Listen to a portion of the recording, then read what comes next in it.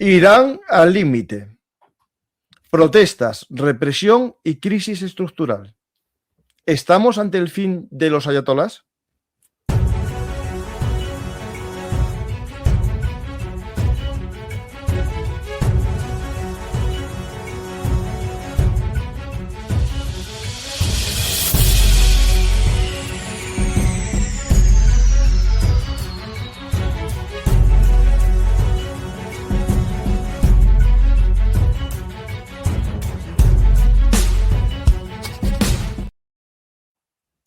Hola a todos, bienvenidos a Bellum Artis, actualidad militar y geopolítica. Hoy regresamos a Irán. Ya hace tiempo hablamos de Irán, mucho antes incluso que la guerra de los 12 días, hablamos de Irán con los tres invitados, a veces juntos y otras veces separados, y volvemos a hablar hoy de Irán tras 10 días de protestas. El mundo está muy convulso, ya os expliqué muchas veces que en mi libro Un mundo convulso, claves geopolíticas, os explicaba cómo funciona el mundo y las posibles causas de conflictos, y por desgracia, muchas de las causas que cito en este libro se están dando en el caso de Irán. Una de ellas, el agua, que parece que no es tan glamuroso como el petróleo o como las tierras raras, el litio, pero es vital para la supervivencia humana. Pero sobre todo, la libertad, el ansia de libertad es lo que mueve a los jóvenes persas. Hoy volvemos a hablar de geopolítica persa con nuestros amigos Juan Carlos, Juanjo y Mariano. Juan Carlos es experto en política, en politólogo, en ciencias políticas. Juanjo es historiador con una tesis sobre los países árabes y Mariano es historiador con otra tesis sobre los talibán. Por lo tanto, entre los tres y yo como añadido, podemos daros una visión interesante y exacta de lo que puede estar pasando en Irán. Pues hola a los tres, bienvenidos de nuevo aquí a vuestra casa, Bellum Artis. Pues Juanjo, hace mucho que no venías por aquí y te saludo con más fuerza que a Juanjo y Mariano, que estuvieron hace muy poco, los dos juntos también aquí en Bellum Artis. Pues Juanjo, encantado de estar aquí. Carlos, Mariano, volvemos a hablar de una crisis en el régimen de los ayatolás. ¿Será la definitiva? ¿Volverá a ser una crisis que se quede cerrada mal o puede que esta vez estemos ante un verdadero fin de los ayatolás? Juanjo. Pues es posible que sí, porque es un proceso acumulativo que empieza realmente en 2009 con las protestas por el fraude electoral. A partir de ese momento se quiebra cualquier lazo entre legitimidad entre el pueblo y el régimen. A partir de ahí el régimen sigue por la inercia y la amenaza de las bayonetas. Parece que han ganado los ayatolás, pero en 2018 empieza un ciclo de protestas que dura hasta el presente, porque empiezan protestas por un motivo, A, B, C, el gobierno los reprime, no arregla los motivos de las protestas porque eso implicaría tocar elementos importantes del régimen, y al cabo de unos meses estallan protestas diferentes por motivos C, D, E y se vuelven a reprimir, pero esta vez son más fuertes porque se une la gente que protestaba antes. Y estamos así cada pocos meses en una nueva ola de protestas por un motivo u otro, y en cada caso el ciclo de protestas va creciendo por motivos, empiezan siempre por motivos completamente distintos, pero se une la masa crítica de rebeldes y protestones que estaban deprimidos y apaleados de la protesta anterior, y es un proceso en bola de nieve. Y mucho antes de que se agote el abecedario A, B, C, D de causas puntuales, circunstanciales y específicas de las revueltas, pues va a llegar un momento en el que la masa de la población que se moviliza activamente para protestar va a llegar a una masa crítica que va a superar por la pura fuerza del número a las fuerzas del orden, a las fuerzas defensivas. Aparte de que llegará un momento en que los policías y los soldados también empezarán a decir, yo tampoco estoy de acuerdo, yo también estoy descontento con la forma que tenemos de hacer las cosas y no voy a reprimir a la gente, incluso voy a desertar. Y entonces es cuando todo va a reventar. ¿Va a ser ahora? No lo sé, no soy un adivino, no soy un nigromante, pero es un proceso acumulativo y si no es esta vez va a ser la siguiente, porque la cosa está mal. Y es que Pues solamente decir que van a vaciar de la capital por los problemas de suministro de agua, no que van a quitar a la mitad de la población o un tercio, o que se van a llevar a los niños y a los ancianos, sino que van a vaciar la capital entera, eso ya es demasiado. Y mucha gente está pensando, esto no lo hacen por el suministro de agua, esto lo hacen para desmantelar las protestas, que piensan que la capital es siempre el punto neurálgico donde hay más población urbana descontenta con el gobierno. esto es importante, lo que acabas de citar, el tema del agua, al que yo dedico un capítulo entero en el libro. En Irán, por temas de, bueno, un poco de ese cerrar la economía, ¿no? Llegaron a plantar arroz en un país desértico, haciendo que se gastasen los acuíferos. Hay un problema también del suelo, los acuíferos vacíos están haciendo que se caiga parte del territorio urbano. Hay riesgo de que colapse, ¿no? Por esos huecos, ¿no?, que hay en el subsuelo.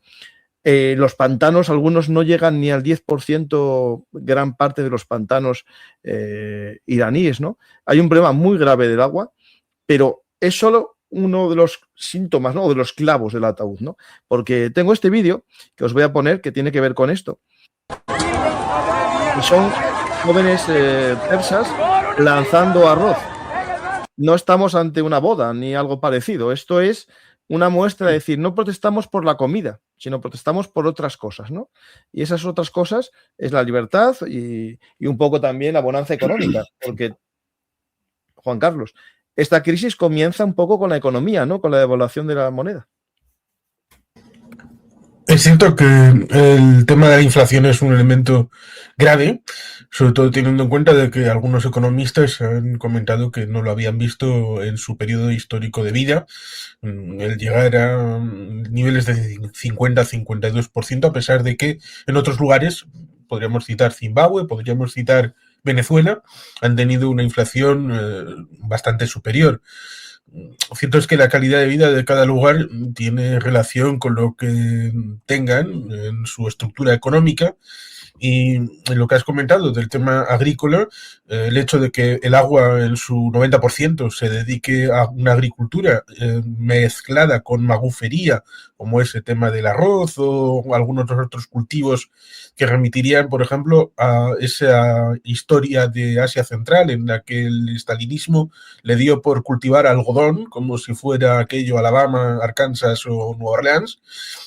En Irán ha habido un poco de esto, cuando también en la zona más árabe, ligada a las cercanías de Shat el Arab, toda esta zona donde el Anglo-Iranian a comienzo del siglo XX sacaba buen petróleo, dijeron algunos técnicos, no pongáis una empresa ahí, porque se os va a convertir en un lago salado. La hicieron y han convertido algunos lugares de presunta agua dulce en sitios de agua salada. Con lo cual, ahí, además de exprimir esos acuíferos, cosa que, por ejemplo, Arabia Saudí se ha dedicado bastante intensivamente cuando intentó hacer agricultura en el desierto, parece que algunas personas están con el encajonamiento como si fueran burros y hacen dogmáticamente ciertas cuestiones que pueden unirse, pueden vincularse o no en el ámbito económico, como es ese tema de la agricultura, el tema de la inflación, y otros que pueden ir en paralelo para generar una escasa calidad de vida, un problema. Decía Juanjo sobre el tema de la capital.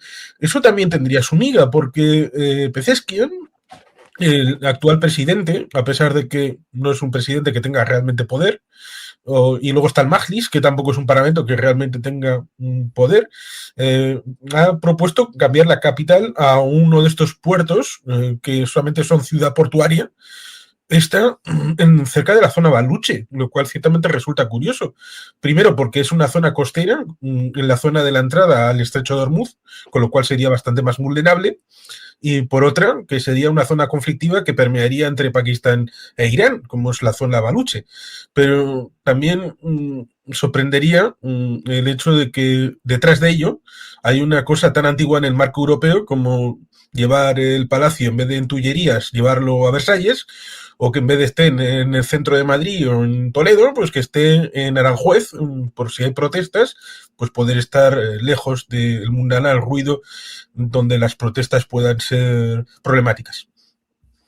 Aquí vemos un ejemplo de uno de los lagos iraníes, el lago Urmia, cómo está seco comparando el 2003 con el 2023, pero si le metemos el 25, pues la verdad que es un panorama complejo, ¿no? A veces cuando los dictadores, los autócratas, intentan hacer de dioses, ¿no? Y cambiar el clima, ¿no? Tenemos esta causa, tenemos la economía, Mariano, y si quieres podemos hablar también de problemas internos, ¿no? Un poco, incluso la creencia de muchos de que Irán es persa, la realidad es mucho más complejo. El mapa étnico, el mapa incluso religioso, puede ser causa también de conflictos, ¿no? En este escenario, ¿no? Efectivamente, perdón, coincido con lo que dijeron Juanjo y Juan Carlos, sobre todo el tema del agua. Lo del lago Urmia es la constatación de lo que antes fue el mar de Aral y aproximadamente ahora está pasando también con el lago Chad, esa especie de intentar ser dioses, como bien has indicado, Paco, y sobre todo con el tejido que te referías, étnico, lingüístico y religioso que hay en Irán, hay un problema muy gordo. Estamos hablando de que todos piensan que es persa, por su antiguo nombre, Persia. Olvidamos, obviamente, a los baluches que están en situación de guerra total contra el gobierno central. No podemos olvidar tampoco a los kurdos que están intentando llevar a cabo una revolución. En una parte fracasó, como fue en Irak y en Turquía. En otra ha semi-triunfado, como ha sido en Siria, a pesar de los problemas visibles y que esto va para largo. Y sobre todo otras minorías como una muy atacada religiosa, los Bahá'í. Igualmente los árabes del Juzestán, Arabistán, y una zona a la que se quiere trasladar la capital, como es Shat el Arab, que fue el principal puerto y zona de combates en la larga guerra Irán-Irak, ¿no? Hubo, creo que fueron aproximadamente 3 ofensivas por parte del ejército de Saddam Hussein, el ejército iraquí, que fue repelida temporalmente por parte de la IRGC, pero que y los Basij, pero posteriormente volvieron a ser tomada esa zona y en cualquier momento el propio, Ali Hamzani, que es uno de los supervivientes de los bombardeos de la guerra de julio, siendo iraní, es de origen árabe y dijo, no tomemos a la ligera lo que puedan hacer los árabes del otro lado de la frontera. Sobre todo porque Irán quiere hacer una especie de acuíferos como intentó Irak. Acuíferos que, por cierto, para cazar a lo que era la oposición chií, Saddam Hussein lo desecó. Entonces estamos viendo no solo un conflicto etno-religioso, también uno económico y sobre todo uno ecológico, que no parezca. Y como dijo Gilles Kepel, también no solo en la geografía es un arma para la guerra, sino también en lo que era, perdón, Gilles Kepel, disculpad, Yves Lacoste. Yves Lacoste dijo también en geografía de la sed, las nuevas guerras del siglo XXI procederán generalmente de quién gestiona los acuíferos, como estamos viendo, con un problema que ya arrastra Teherán, pues similar al que dejó sin agua, creo que fue a Johannesburgo y Ciudad del Cabo en 2022-23. Pues vemos todo esto que unido al ansia, ¿no?, de libertad de los jóvenes, ¿no? Porque hay que entender que las grandes autocracias tienen un problema, ¿no?, que es las democracias que son el espejo en el que se mira sus sociedades y quieren parecerse a ellas los jóvenes. Ahí lo tenemos en esta sociedad persa que, pese a una visión no tradicional de la mujer, muchas jóvenes viendo a sus fans, a sus héroes, ¿no?, o sus influencers en redes sociales, quieren parecerse a ellas, quieren vivir como los occidentales, algo que recuerda un poco a estas jóvenes, ¿no?, comunistas que en el momento aquel del Shah se rebelaron pensando que iban a tener libertad y, por desgracia, ¿no?, les tocó lo contrario. Lo refleja muy bien el cómic Persepolis y también la película. Claro, estamos hablando de que muchas de las nietas de esas mujeres pueden ser las que ahora están combatiendo en las calles contra los ayatolás, ¿no? Es decir, uno de los mensajes que estamos viendo es a mujeres quitándose el velo, ¿no, Juanjo?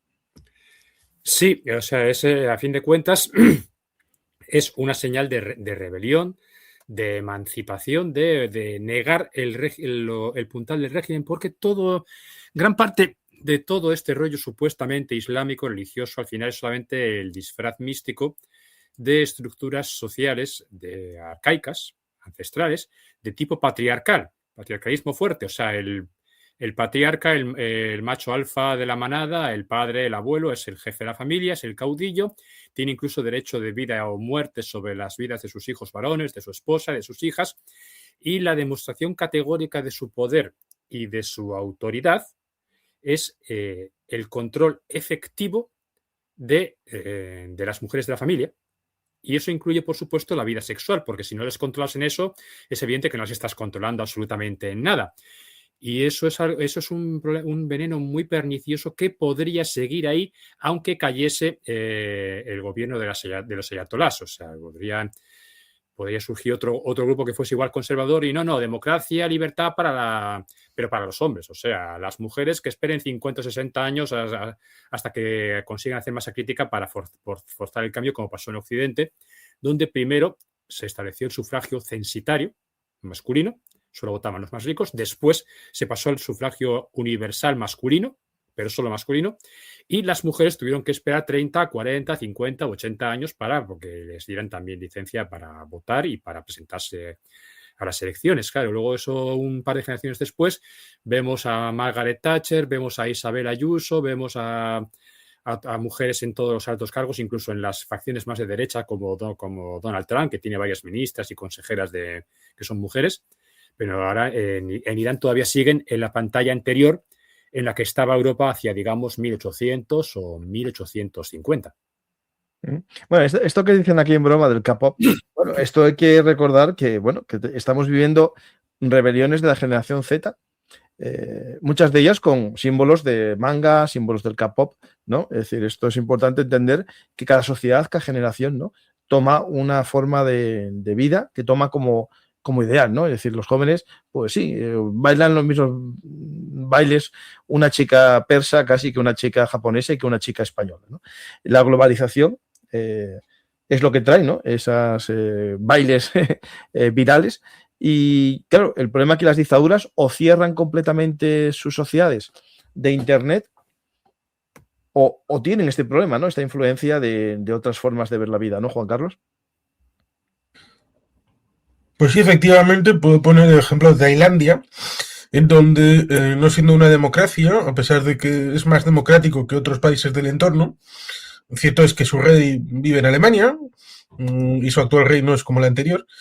Hay una conceptualización respecto de lo LGTBIQ+, bastante restrictiva, a pesar de que es famoso por algunas series tipo BL, donde hay chicos que hacen sus cosas entre ellos, con lo cual ahí puede demostrarse el hecho de que incluso en sociedades que no son ni Suiza, ni Finlandia, ni Islandia, tienen dentro de sí contradicciones que pueden irse ampliando, porque a fin de cuentas la generación más joven en Irán tiene conexión a, no sé si decirlo, Internet, pero sí tienen alguna red social en donde intercambian sus cosas, ponen sus vídeos, se siguen unos a otros. Y ayer falleció una chica y hay quien dice que pudiera ser un elemento que galvanizaría esta protesta, a semejanza de aquella kurda que acabaron apaleando por no llevar el velo supuestamente como debería, a pesar de que ya no pueden controlar esto socialmente ni en las calles como podía haberlo hecho en décadas anteriores. Sorprende en cierta medida porque esta generación joven no ha conocido un elemento más o menos democrático previo. Quizás sus madres o sus abuelas conocieron la revolución aquella blanca del 67 en época del Shah, o pudo haber visto cómo se truncaban los sueños que algunos les dijeron en el 79 de que esto va a ser distinto. Tampoco está el llamado a la épica de la guerra contra Irak del 80 al 88, queda muy, muy atrás.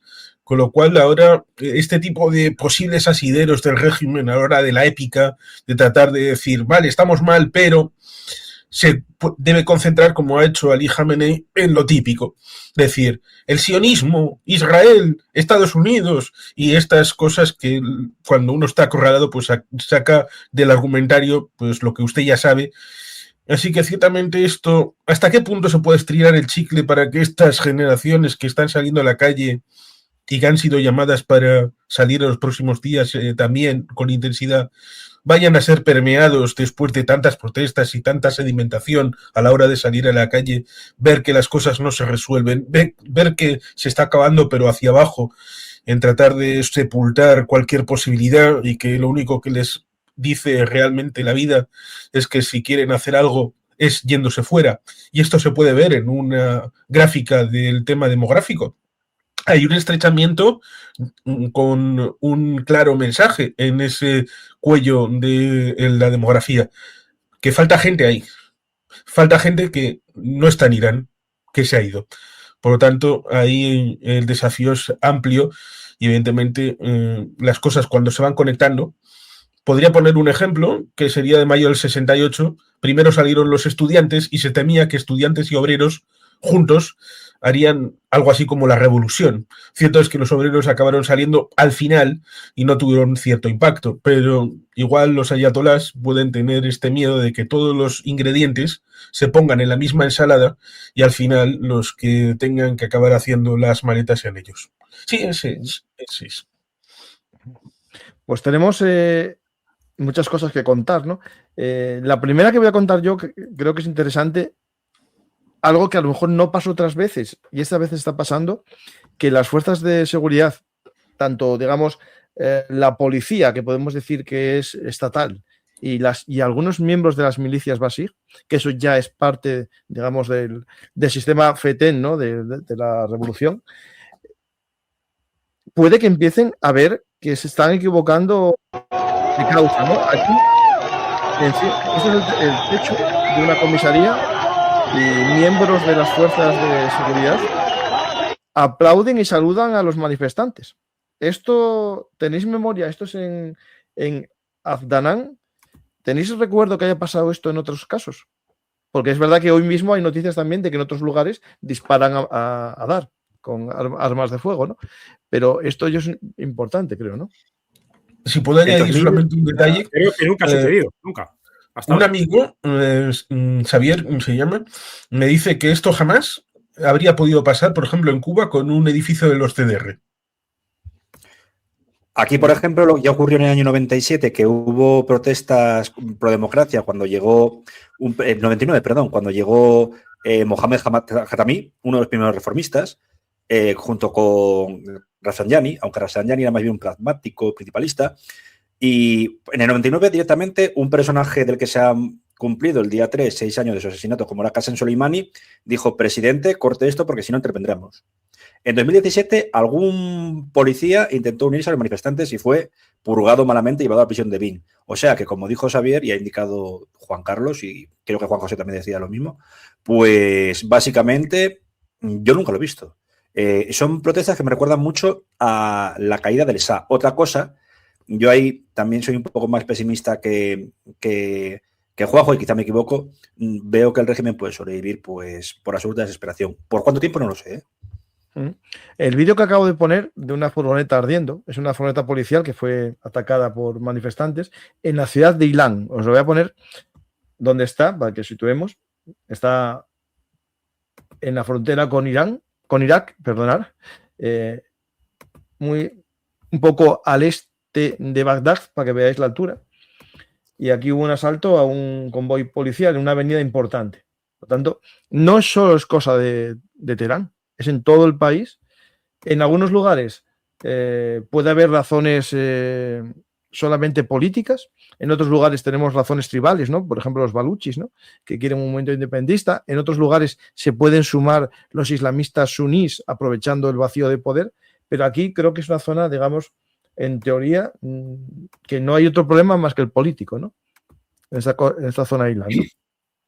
Bueno, el político y sobre todo el económico, la inflación y las subsistencias. O sea, al final los policías, incluso la milicia Basiji, pues llega a la hora de comer, van a casa y dicen: Aisha, Fatma, ¿qué tal, cómo estás? ¿Cómo están los niños? A ver, ¿qué hay de comer? Nada, no hay de comer nada, toda esta situación es desesperada, ¿qué vamos a hacer? Hay que hacer algo, ¿qué vas a hacer tú? ¿Qué vas a hacer tus compañeros? Y eso al final acaba repercutiendo. O sea, realmente el problema de subsistencias, la inflación provoca el desabastecimiento, están cerrando comercios, porque hay comercios que se están echando a presión porque ya no pueden seguir operando con los márgenes comerciales que tienen ahora, y eso provoca el desabastecimiento y el problema también del agua, y entonces eso va a hacer que la propia familia del Basiji o del miliciano del Pasdarán o del oficial de alto rango del Artés o el policía de barrio acaban diciéndole: ¿qué vas a hacer tú? ¿Qué van a hacer tus compañeros? ¿Cuánto vamos a aguantar a estos tipos? Y esto va a repercutir, y eso es lo que puede realmente quebrar la bizna de paja que que quiebre el lomo del régimen, porque ya está toda la leña que os mencioné antes que se ha acumulado en protestas anteriores desde 2018, incluso desde 2009, y está esperando para arder y arder en serio y que nadie venga a apagarla. Pues tenemos conflictos en todo el mapa y están increciendo en cuanto a, digamos, la violencia. Los primeros días eran manifestantes muy pocos y tranquilos. Hubo, no sé, hace 2 días o 3 algún cóctel molotov, pero ahora estamos viendo respuesta a la policía en escala. Es decir, aquí vemos coches incendiados, estamos ante un panorama ya muy distinto al de otras manifestaciones. Alguien dirá que esto parece la final de una Eurocopa en Europa, sí, cierto, sí, pero allí no es lo habitual, ¿no? Es decir, no es habitual una resistencia fuerte a la policía, ¿no? No, es que, claro, la gente se harta de recibir palos y al final los Basiji, por ejemplo, son 90.000 en todo Irán y se supone que hay 300.000 reservistas que pueden ser llamados para repartir leña a escala industrial entre la población. Luego ya veremos cuánta gente está dispuesta realmente a movilizarse y a unirse. Pero bueno, vale, 90.000 o pongamos que son 200.000 activos en todo Irán. En Teherán, ¿cuántos puede haber para una población de 3 o 4 o 5 millones de habitantes que habrá en la capital del país? En Isfahan, en Tabriz, en cualquier otro sitio. O sea, realmente, en el momento en que las protestas lleguen a cierto nivel, el Basiji se verá desbordado. Y al fin de cuentas, tampoco si la población decide empezar a repartir estopa también ellos, unos matones en motocicletas con barras de hierro y quizá pistolas, pues no van a durar mucho.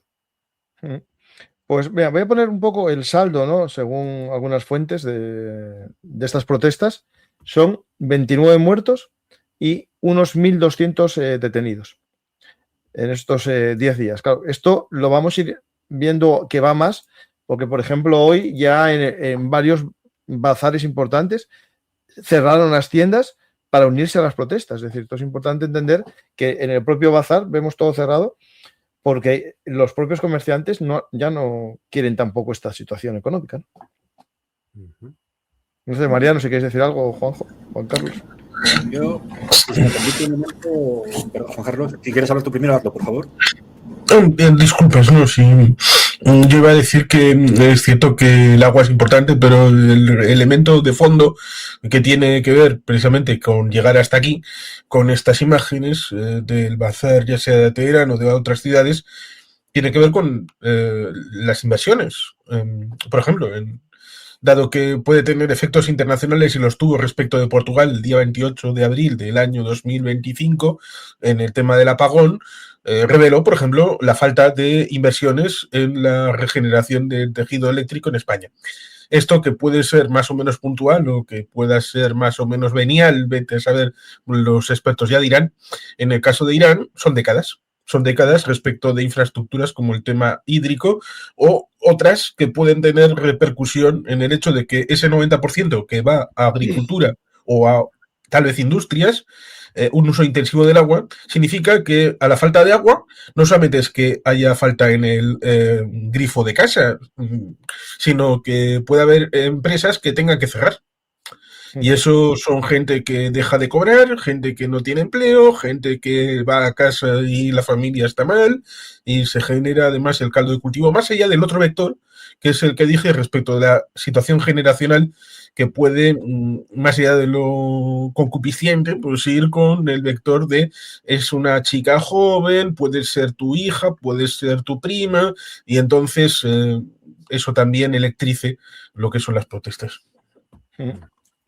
Yo quisiera claro, Juanjo, suma y después te pregunto yo una cosa. Mariano, es tu turno, Mariano. Vale. No os preocupéis, nada. No, rápidamente decir que hay que establecer una comparativa con algo que sucedió hace exactamente 15 años. En los inicios de la primavera árabe, sobre todo en Siria, la revuelta del Día de la Ira del 15 de marzo de 2011, no tanto era un problema contra Assad, sino contra una economía que estaba en modo, caótico, sobre todo por la crisis financiera global del año 2008 y también por una sequía muy gorda que trasladó del campo a la ciudad a miles de agricultores, principalmente de Deir al-Zor, los que se les empleaba en trabajos no cualificados y había choques con la población local, ¿no? Principalmente en Damasco, que aumentaron lo que era el chabolismo, los slums, etcétera. Claro, eso da pie luego a protestas contra el sistema económico donde reinaba las redes clientelares y nepotismo, al igual que en Irán. Y un largo etcétera que desembocó pues, en esa guerra civil terrible de casi 14 años, ¿no? A mí lo que me da miedo pensar es que veamos un escenario a la Siria en Irán, en un país mucho más grande que presumiblemente tiene el arma nuclear y donde, bueno, lo que pasó en Siria puede ser agua de borrajas o un juego de niños comparado con todo lo que hay de, bueno, de malestar interétnico, religioso, etcétera. Claro, la pregunta del millón es, yo soy un ciudadano iraní y me pregunto, ¿cómo mi país no me garantiza el agua, no me garantiza una buena economía y se está gastando millones en hacer misiles para atacar a Israel, en hacer búnkers para esconder allí armas nucleares y su proceso de fabricación? Y aparte no sirve para nada porque nos arrasaron todo en 12 días. Claro, todo eso también es una causa, es decir, el hecho de que la guerra de los 12 días demostrase la debilidad del régimen hace también pensar al pueblo de que para qué se gastó todo este dinero que no sirve para nada, ¿no? No sé si a lo mejor, Juanjo, quieres decir algo sobre ese tema. Sí, es además el tema de las armas atómicas. O sea, llevan ya 20 años con el tema de un programa para construir armas atómicas. Y todavía no han culminado por completo la fase más sencilla, que es la depuración isotópica del uranio para conseguir las concentraciones adecuadas de los isótopos específicos del uranio que se pueden fisionar para hacer de forma rápida, casi instantánea, para producir un explosivo nuclear. Porque hace falta una mezcla muy concreta con unos isótopos de uranio muy específicos, que son los que hacen boom. Otras concentraciones crearían una reacción atómica autosostenida, pero mucho más lenta, que es lo que funciona en una central nuclear, que el combustible de una central nuclear no puede explotar como una bomba porque la estructura física de los isótopos es completamente diferente. Y ni siquiera esa parte la han conseguido. Entonces, ¿cómo van a conseguir realmente? Irán es un país que intenta ser moderno, que en muchos aspectos es moderno, pero su sistema dictatorial de gobierno les impide acceder al siguiente nivel para tener la capacidad técnica, científica de realmente hacer algo del nivel de una bomba atómica que funcione. O sea, llevan 20 años así y se tirarán 20 años más sin conseguir ningún resultado y han tirado ese proceso miles y miles de millones. Y ese fracaso vergonzoso, pues dicen, bueno, ¿y por qué estamos aguantando a estos payasos que no valen para nada y que no siquiera son capaces de conseguir este proyecto después de tanto tiempo? Eso aparte de la humillación de que llega a Irán y que Israel y llega a Estados Unidos, les bombardea a placer, les zurra y no les han zurrado más porque no les ha dado la gana. O sea, pueden repetir el numerito cuando les plazca. Entonces, si el gobierno no puede proteger a la población, ¿qué derecho tiene el gobierno para exigir la lealtad de la población? Tradicionalmente en las sociedades islámicas la respuesta es ninguno. A la porra con ellos. Que venga otro. Sí, no, es digamos, el contrato social, ¿no? Yo te doy mi libertad a cambio de la seguridad y ni me das ni una ni otra, ¿no? Un tema interesante es cómo está intentando el régimen contramanifestar, ¿no? Y aquí tenemos una de las manifestaciones más importantes que están haciendo, que es en Isfahan. Hacen esta manifestación, digamos, oficial en apoyo del régimen. Tenemos aquí ya, si os fijáis, la edad de los manifestantes. No hay jóvenes, son gente mayor, abuelos. ¿Veis la gente? No hay gente joven entre los hombres, por lo menos no se ven jóvenes, las mujeres es más difícil apreciarlo. Y lo que tengo ahora mismo aquí es también algo interesante, que es este discurso de Masoud Pezeshkian. Lo voy a poner, así podemos en inglés traducirlo más o menos. Yo creo que yo soy uno de los culpables, nosotros somos uno de los culpables. Los estudiantes, los trabajadores, la gente, ellos no son culpables. Como resultado, nosotros necesitamos corregir nuestras acciones. Nosotros necesitamos ver cómo salir del trabajo para seguir el camino del imán que muestra y cómo nosotros vamos en contra. Nosotros, esto va muy rápido para mí, pero bueno, básicamente lo que está diciendo aquí es que ellos algo de culpa tienen, ¿no? Puede ser que estén diciendo, bueno, vamos a darles algo de razón, haremos unas reformitas así light y que se contenten, porque esta vez sí que tienen cierto miedo, Mariano. Y no solo es eso, es que estaba revisando ahora justamente lo que fue los inicios de la revolución en Siria y es calcado. Deberían de aprender de la puerta a la que ayudaron a estar manteniendo a Assad en el poder durante casi 14 años, ¿no? Es decir, la crisis económica es un hecho. La hiperinflación también, aunque es verdad, como bien indicó Juan Carlos, que no alcanza los niveles de Zimbabue, Venezuela, sobre todo Zimbabue, ¿no? En la última época de Mugabe, que llegó a ser de casi el 80%, una salvajada, si no me equivoco. Tanto se devaluó la moneda que tuvieron que utilizar el dólar americano o el real sudafricano. En este caso sigue habiendo un mercado negro muy potente. Y otra cosa que se me olvidó decir antes fue sobre todo también lo de los bazaris, ¿no? La gente, los burgueses del bazar, ¿no? Que fueron principalmente los que tiraron al Shah para poder llegar lo que era Khomeini, etcétera, al poder, pero hacer una revolución, digamos, no liberal, pero sí liberal en sentido prácticamente económico, y no fue así. Aunque es verdad que la economía desde Rafsanjani se ha privatizado, muchas empresas estatales pasaron a ser vendidas a 4 amigos, ¿no? Caso también de Egipto, que lo conocerá mucho mejor Juanjo probablemente.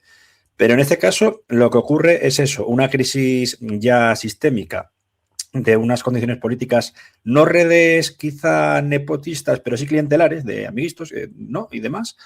Y en estos casos, sobre todo, el problema de que hay una juventud, como bien dijisteis antes, muy estancada. Más o menos creo que aproximadamente hablaban del 62-63% de los menores de 25 años querían abandonar el país.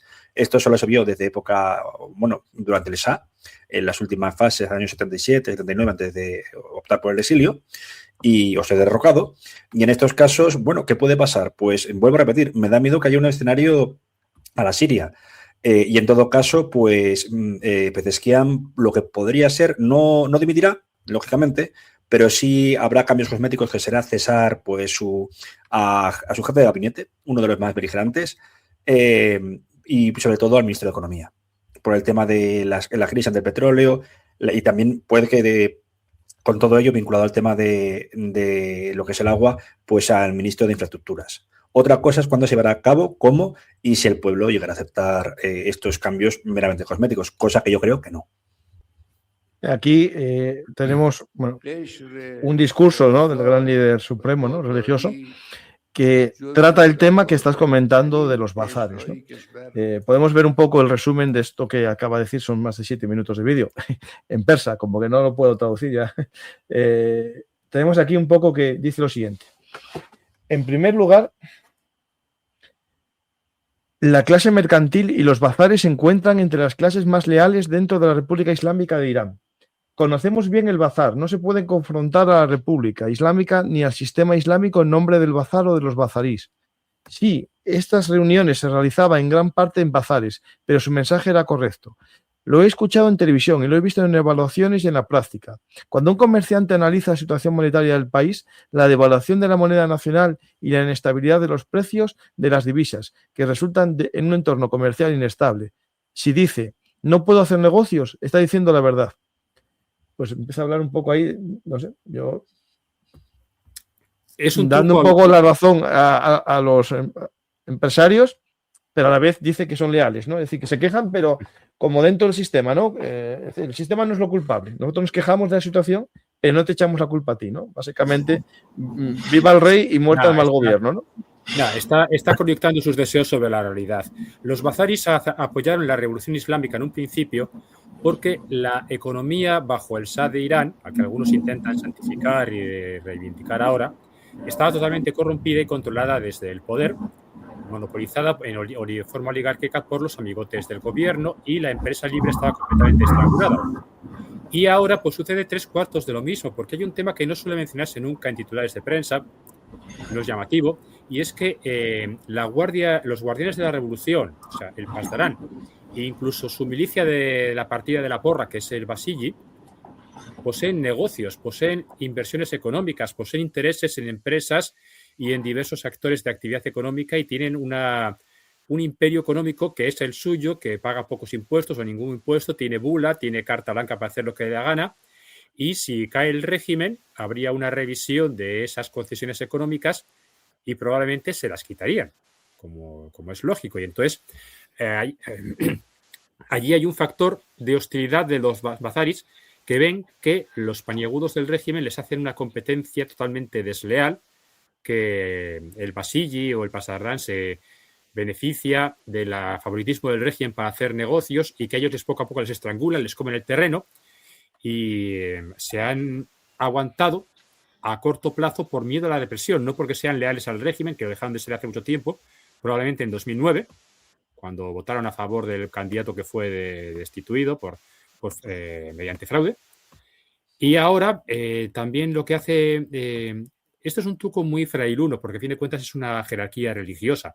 Decir, sí, tenéis un poco de razón, pero toda vuestra protesta es una intriga de las potencias extranjeras. Así que cerrad la boca y callaos de una puñetera vez o vais a recibir palos a manta. Entonces, al final eso es lo que está diciendo Jamenei. Juan Carlos. Sí.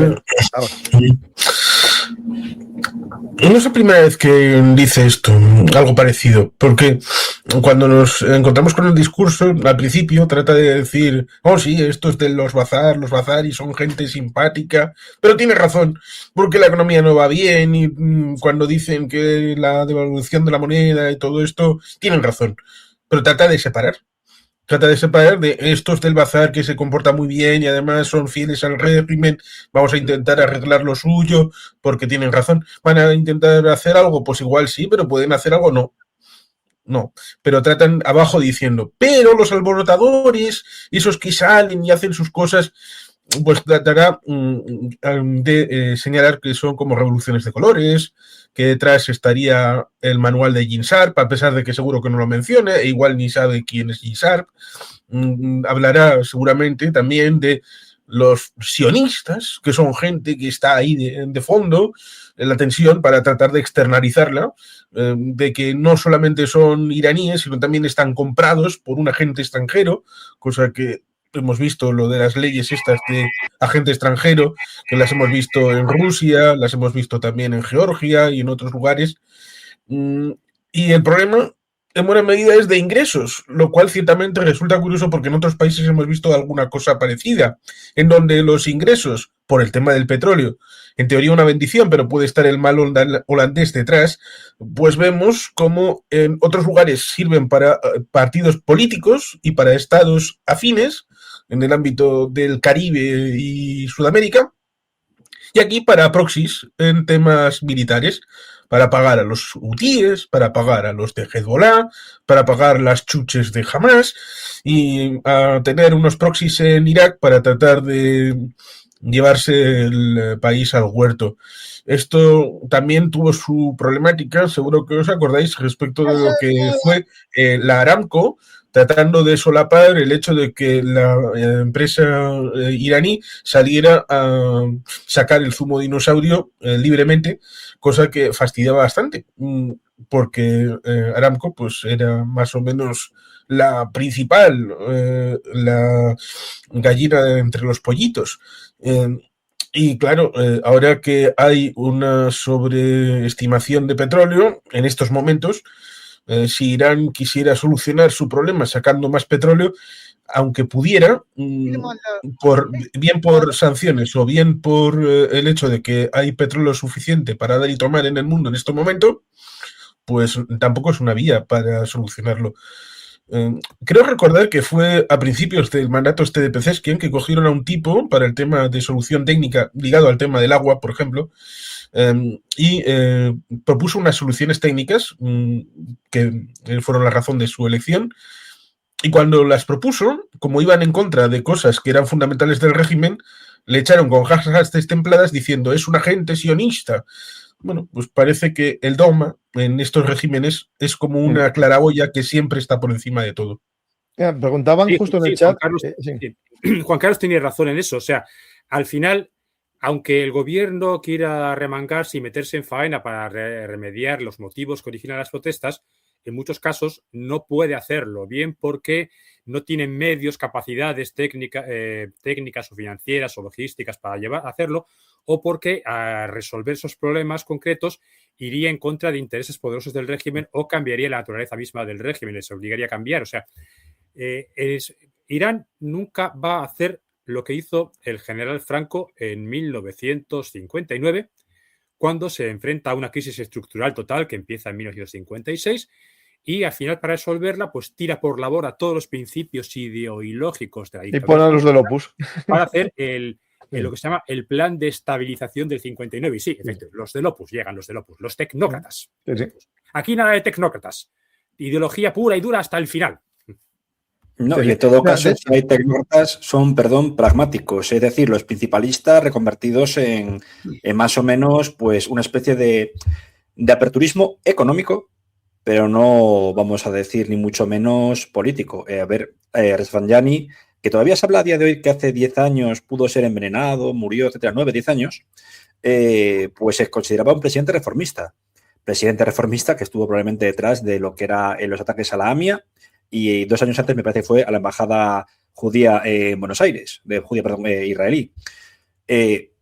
Ante esto, volvemos a repetirlo, hay apertura económica, pero no lo que es tampoco apertura, o sea, realismo político, ¿no? O sea, un cambio hacia una apertura de puño. Eso también lo sabrá mucho mejor Juanjo, en Egipto con Mubarak, también la liberalización que hubo con Bashar al-Assad al principio, cuando se le planteaba si era más o menos, pues, un aperturista. Ya vimos luego el aperturismo que tenía, primero con lo que fue mandar tropas subrepticiamente a Irak y luego utilizándolas contra su propio pueblo, ¿no?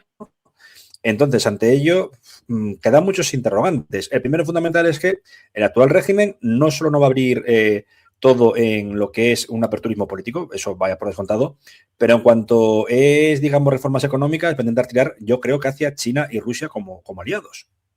Mira, me preguntaban por aquí un tema, ¿no?, del agua, ¿no? El tema de qué pasaría aunque marchase el gobierno con el tema del agua, ¿no? Pues seguro que si en la salida del régimen de los ayatolás tiene algo que ver Israel, en el tema del agua les pueden ayudar más que nadie.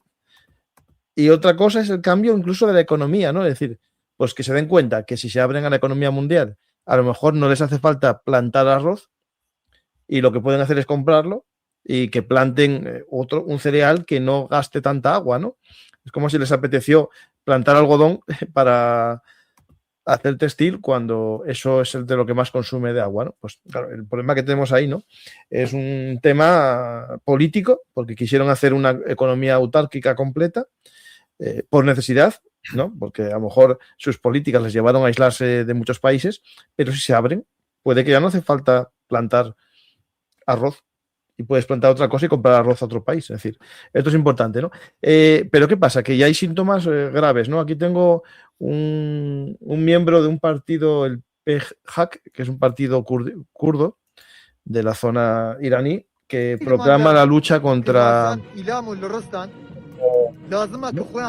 Estos se unen a los baluchis, al ISIS-K, ¿no, Mariano? En esa lucha, ¿no? Sí, es que encima es lo típico de el enemigo de mi enemigo es mi amigo.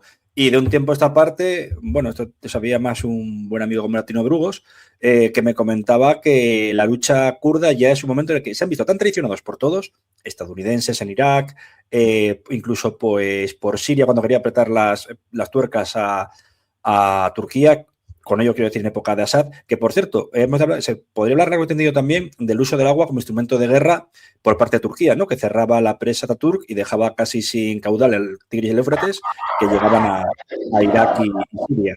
Entonces, estos partidos kurdos al final, o esta milicia, lo que están luchando es básicamente por derrocar al gobierno, y hay un momento en el que parece dije antes Siria, también puede haber una afganización del conflicto, ¿no? Con todo lo que conlleva. Nadie quiere ese digamos, escenario, pero no podría descartarse, como también hablamos de ello en Siria. Estoy viendo aquí ahora que hay un follón con un hilo de Elon Musk a Khamenei, que no sé yo exactamente la historia. A ver, está aquí el hilo. Khamenei dice, nosotros no dejaremos al enemigo, ¿no? ¿Y qué contesta aquí Elon Musk? Que no lo puedo entender. Falsa ilusión. Este es un modismo persa que significa que esperanza tan, o pensamiento delirante, lo que dice aquí Khamenei, ¿no? Y al parecer ahora están gritando esto.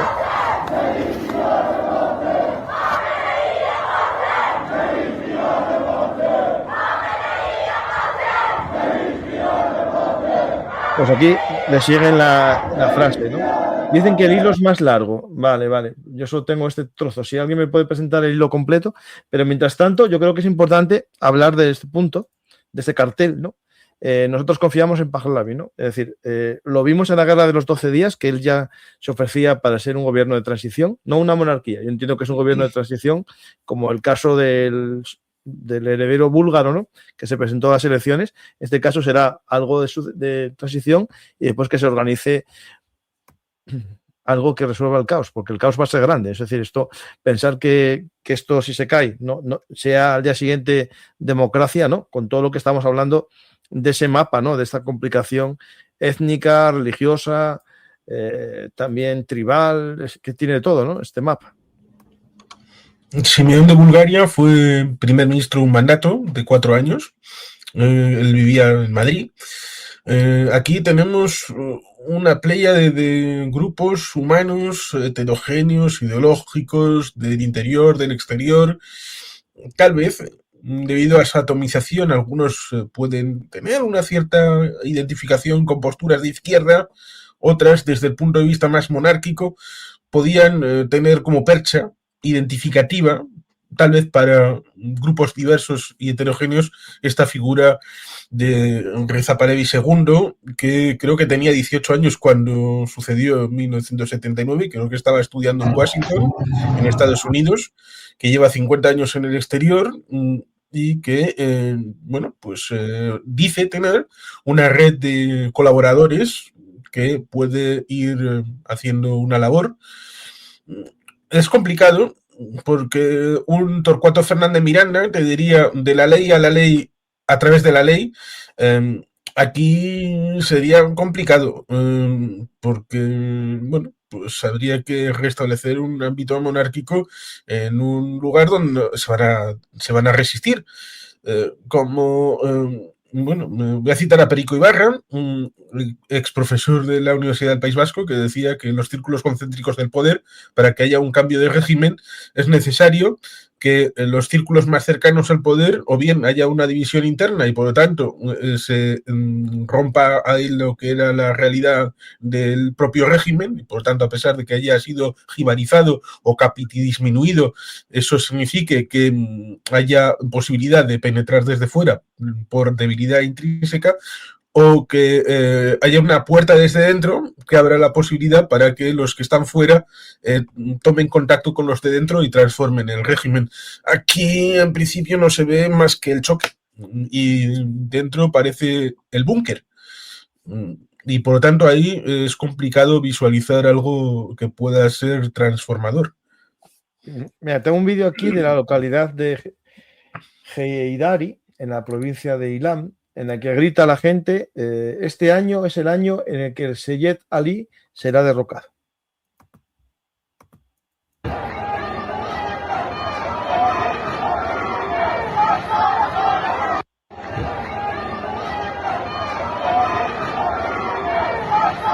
Y esto lo pongo ahora con el vídeo institucional de Reza Pahlavi en su cuenta de Twitter, en el que invita a los iraníes en Irán a manifestarse en el primer llamado y los invito a corear consignas este jueves y viernes 8 y 9 de enero simultáneamente a las 8 de la tarde, ya sea en la calle o desde sus hogares. A raíz de la retroalimentación de este movimiento les anunciaré los próximos llamados. Es decir, empieza a ser algo ya, intenta organizar. No sé si eso es bueno o malo. Yo no me creo ni una sola palabra de este planteamiento monárquico. Esto, puede que haya unas minorías de clase alta que quieran sustituir la dictadura de los ayatolás por una nueva dictadura monárquica, porque este no va a ser Juan Carlos I, este va a ser Luis XVIII o peor todavía Carlos X de Borbón en Francia, o sea, el absolutismo puro y duro, el revanchismo, con apoyo por supuesto del hipopótamo anaranjado. Pero salvo algunos jóvenes que quieran simplemente provocar y cabrear al régimen diciéndoles lo que más le fastidia, pues realmente no creo que haya mucha población que esté dispuesta a arriesgarse a una restauración de la monarquía. Sobre todo con la dinastía Pahlavi, que eran unos advenedizos que tomaron el poder mediante un golpe de estado militar. Militar, sí. Sí, hubo 2 monarcas, que uno de ellos fue derribado por una intervención de los aliados, luego el siguiente, que era una marioneta de los norteamericanos, y luego quiso dejar de serlo y fue mucho peor. Y realmente quizás haya mucha violencia cuando caiga la República Islámica, pero no creo que la monarquía tenga ninguna oportunidad. Incluso aunque se implantase la monarquía con apoyo militar de la aviación norteamericana, no creo que durase mucho tiempo en el poder. No creo que durase más que duró, por ejemplo, el régimen de Karzai y de sus sucesores en Afganistán talibán. O sea, se enfrentarían a demasiada oposición. Sí, claro. Yo el tema haría alguna transición también ideológica él. En Europa, desde que marchó en el exilio, él se educó en Europa occidental, que haya habido algo que le filtrase, aunque solo sea por interés. No. Pero una cosa me ha interesado lo que dices, Francisco, que decías que en la provincia de Hamza decían que iba a caer el Shah Ali. ¿Es lo que entendí bien? Sí, es lo que decía ahí. Bueno, es que el Shah Ali es el chiismo, o sea, el partido sí, de... No, Seyed Ali, Juanjo. Seyed Ali. Debe ser... Seyed es un título honorífico que se da a los memorizadores del Corán, en muchos casos a también líderes islámicos de rama chiita. Me pareció entender eso, ¿eh? Si es Seyed Ali, estaban apuntando directamente contra Jamenei. Claro, Ali Jamenei, sí, sí. Vale, entonces sí. De lo contrario, sería algo muy subversivo, porque estarían diciendo abajo el chiismo. Y por eso preguntaba qué provincia era, porque qué población tenía, porque en Irán hay comunidades importantes que no son chiitas duodecimanas. Sí, claro, eso lo había comentado. Sí. No, pero entonces si es Seyed, pues entonces sí, se encaja mejor, se entiende. Y después una cosa que tiene que ver con la geopolítica internacional, ¿no? Porque, claro, esto de Irán se interconecta con Venezuela, porque uno de los socios comerciales de Venezuela era Irán, y de los barcos que llevaban petróleo de Venezuela y traían gasolina a Venezuela eran iraníes, ¿no? Y claro, lo digo porque Trump dijo algo también de que, bueno, que él, si empezaba a haber una represión al pueblo, autorizaba a Israel a atacar, no que atacase él, sino que autorizaba a Israel a atacar, ¿no? Y lo digo por eso que os voy a poner. Creo recordar que había una fábrica ensambladora de Shahed en Venezuela. Sí, no es de Shahed, es de otros drones. De unos drones tipo más bien Predator, más grandes. Pero sí. La tienen. Y después estaba Hezbollah conectado con ellos también. Esto que os voy a poner es llamativo. Están poniendo en varias calles, en persa, un cartelito que es calle Donald Trump. O sea, Trump. No es este vídeo solo, hay varios. Esto ya es el troleo supremo. Ya. Sí, o sea, hacer rabiar al régimen diciendo lo que más puede. Solo falta decir calle Israel. Eso sí que sería el colmo de los colmos. Bueno, hay que acordarse que cuando pasó el 7 de octubre, ese rito, ¿no?, del Día de la Ira, ¿no?, de pisar todos la bandera israelí y estadounidense, y que está pintada en las universidades, vimos a muchos jóvenes esquivándola. Puede que ahora estemos viéndolo también, lo único que no estemos viendo esos vídeos de esquivar la bandera estadounidense, porque lo más seguro que esté pasando lo mismo, ¿no? O cuando estaba en un campo de fútbol y llegaba el momento de victoriar a Palestina, la gente se negaba a hacerlo. Y eso que creo que la población iraní realmente no tendrá simpatías hacia Israel ni hacia el aplastamiento de Palestina o lo que está pasando en Gaza. Pero como era una consigna del régimen, dijeron que lo cante su padre. Nosotros no lo decimos, nada de eso. Esto es el metro. Realmente muy fuerte. Esto es el metro de Teherán, que también hubo hoy, los antidisturbios entraron lanzando gases lacrimógenos. Aquí hace unos días había gente cantando el himno de la República Islámica y otros cantando el himno tradicional iraní, ¿no?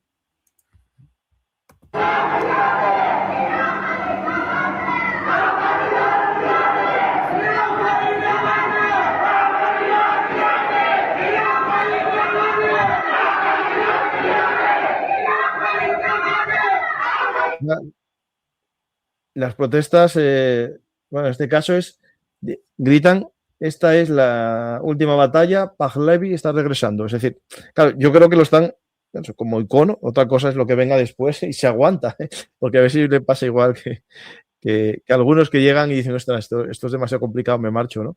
Como Amadeo Saboya. En muchos casos, también sacaban la bandera, vamos, imperial, pero yo creo que era como protesta, como también se hizo con la bandera de la época democrática de Siria, que es la que se utiliza actualmente, ¿no?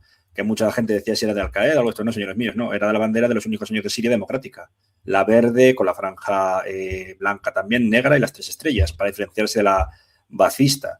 Pero en este caso yo creo que es una especie de elemento aglutinador, como también pasó durante la revolución del 56 en Hungría, que era la bandera nacional, quitando o recortando el escudo soviético. Este Seyed Ali es Seyed, ¿eh? Lo busqué y dicen que sí, que se refieren a Ali Khamenei. Ali Khamenei, claro, es que me suena que era eso, que era, pues por así decirlo, a ser el líder supremo y encima un Seyed es un título honorífico para aquellos que también encima descienden directamente del profeta, algo muy importante para el chiismo, porque representa legitimidad. Pues en este caso están diciendo, era como cuando dijeron a Assad lo de doctor Betellán, ¿no? Doctor por su trabajo como, no era doctor, era oftalmólogo, vamos. Sí, bueno, pero tenía rango de doctor en medicina, con especialidad oftalmología. Sí, sí. Bueno, estos son más imágenes de Teherán, la verdad que está más caliente y no para, ¿no? Esto es algo que normalmente después de 10 días, ¿no? Podríamos estar viendo una bajada, ¿no? En la intensidad, si no se logran objetivos, ¿no? A veces baja todo, pero en este caso no, está el suflé aumentando. ¿Qué más podemos comentar? Sí. Desde 2018 pasa lo mismo. Las protestas pueden durar meses enteros antes de que la gente se canse y vuelva a su casa. Y piensa, el gobierno dice, hemos vencido, se acabó. Y dice, no. Eso ha sido solo el primer asalto, el segundo o el tercero, y luego vendrán más.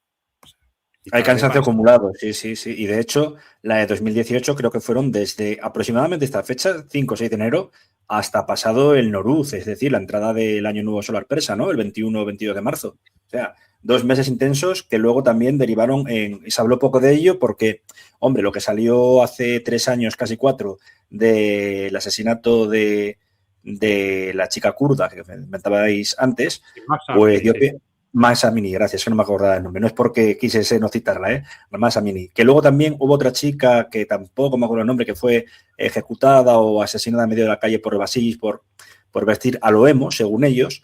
Ahí sí que hubo una represión más brutal y hubo ejecuciones, pero aquí también hubo detenciones y ejecuciones o condenas a muerte. Y poco se habló de ellos, en 2018 me refiero.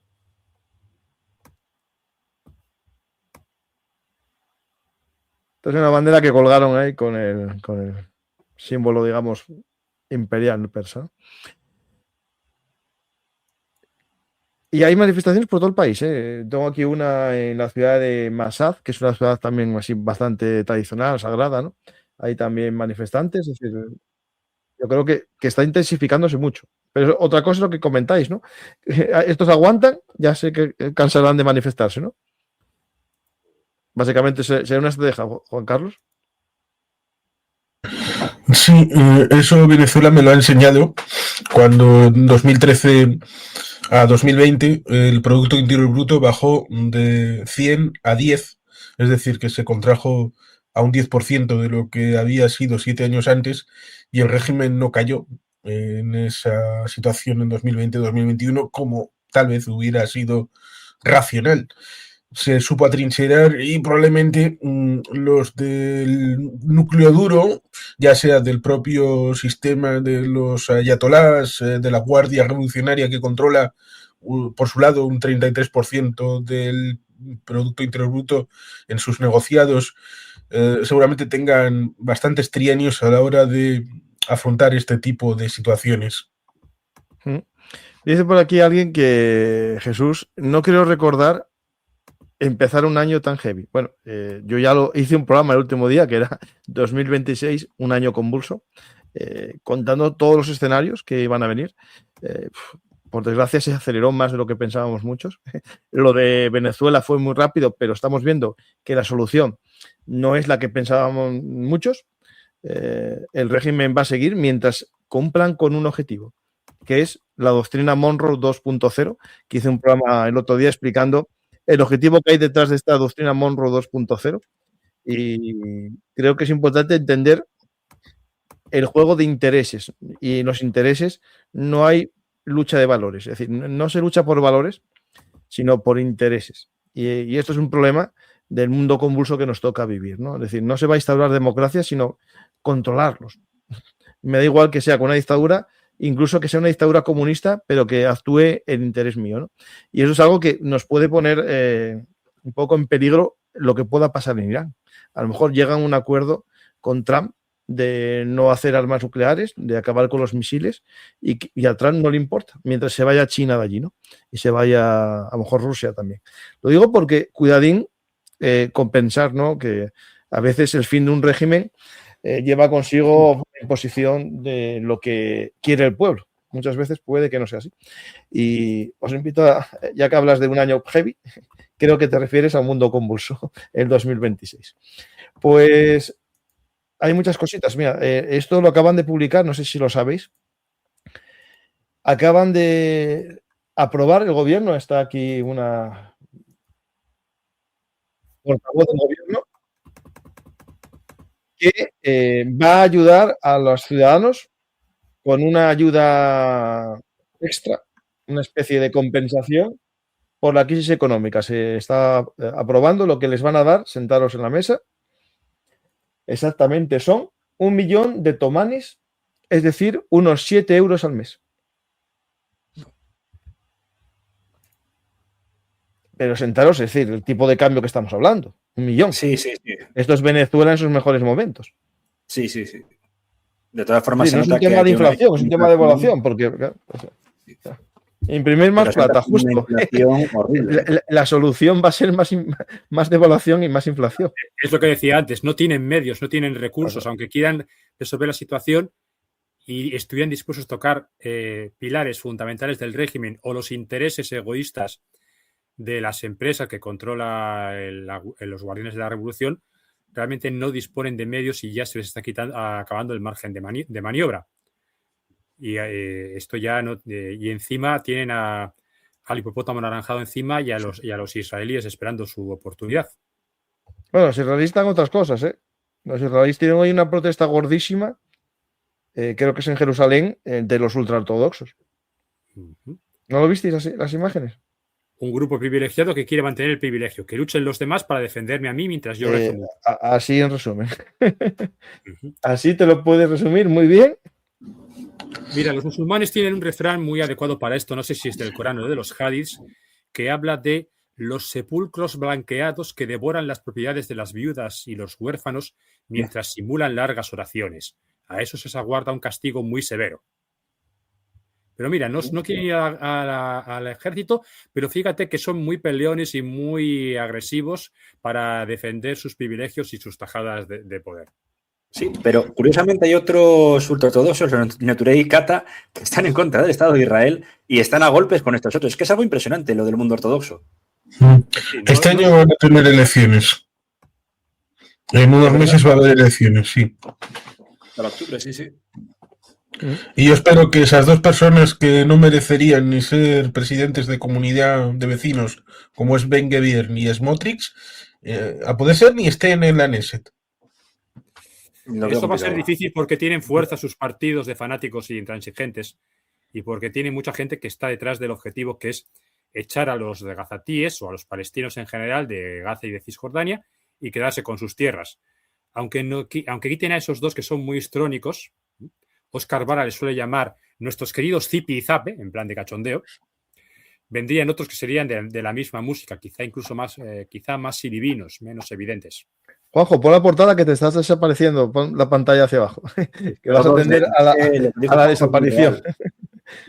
Todos, después de estos dos pueden venir gente peor porque todos proceden del partido de Meir Kahane, el partido Kach, que creo que fue legalizado por el propio Tribunal Supremo israelí ya hace años. Ahora bien, se creó el partido de Ben Gvir y Smotrich y, claro, tenemos un problema muy gordo porque su base es muy nutrida, sobre todo porque sabemos perfectamente el cambio demográfico que hay en Israel. Pasamos de aproximadamente, creo que son 2, 3 hijos por pareja a ortodoxos que tiene mínimo 8, máximo a saber. Y también los ortodoxos han crecido mucho en Israel porque han conseguido representar o hacer ver que representan a las poblaciones sefardíes que estaban siendo objeto de un cierto desprecio casi racista por parte del grupo dominante askenazí. que son los rubios y de ojos azules que venían de Alemania o de Europa occidental o oriental, frente a los sefardíes que venían sobre todo del norte de África, de Oriente Medio.